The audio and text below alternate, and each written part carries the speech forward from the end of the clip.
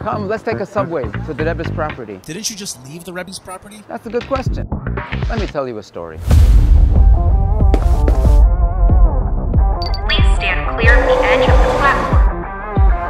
Fasten your seatbelts. The next stop is Hebron. Whew, that was fast. From Kingston Station to Hebron Station.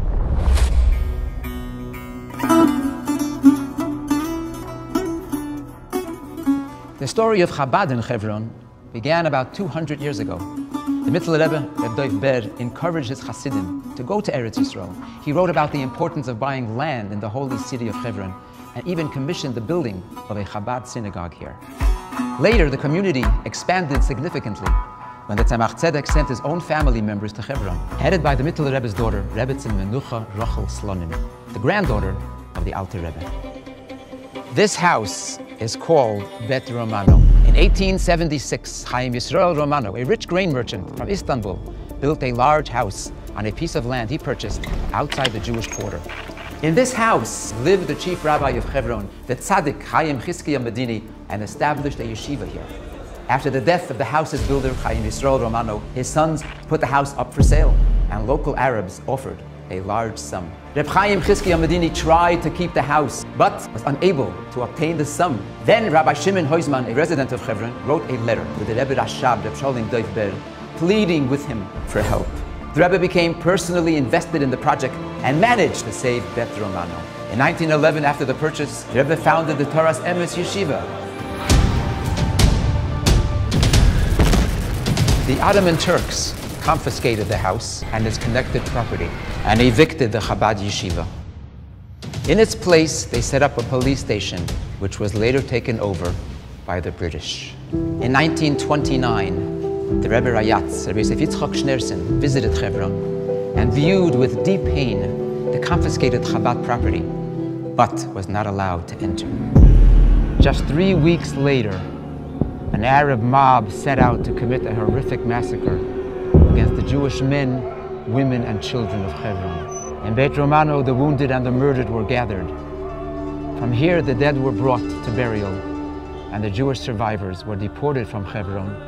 In 1948, the Jordanians occupied Bet Romano and used it as an Arab school. Was alle Brüder und Schwestern, was gefühlen sich in Eretz HaKodesh in Eretz Yisrael, stehen nicht in einem Lager, wo der Rebeste beschütze und schütze seine Brüche und Atzloche und Yeshua. The miracle of the 1967 Six-Day War, Yerushalayim and Hebron were liberated. The effort to rebuild Hebron's Jewish community began, and Hebron's sister city, Kiryat Arba, was established.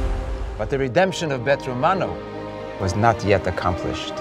Wir gefunden aber in der Ruf Achidush, bei den mittleren Reben, gab es den alten Reben, und auch das, was sich gekehrt, mit Pashtus, Aschettach und Karka in Eretz Yisrael.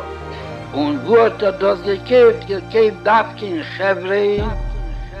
Bet Romano was finally reclaimed in 1982, and Yeshivat Shavei Hebron was established. But the majority of the property was not yet in our hands.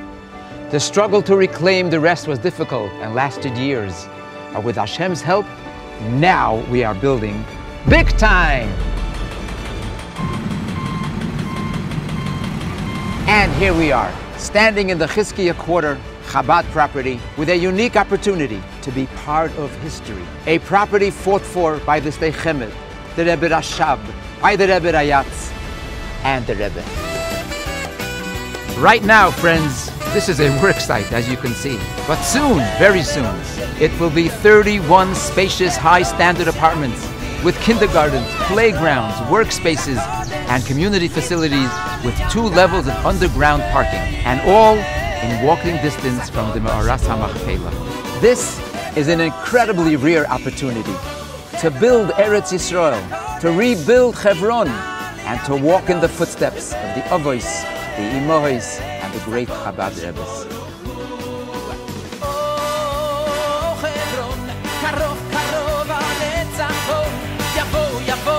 משיח בנגוד עם האבות. חברון, קרוב קרוב הצפון, יבוא יבוא משיח בנגוד עם האבות. חברון שלי.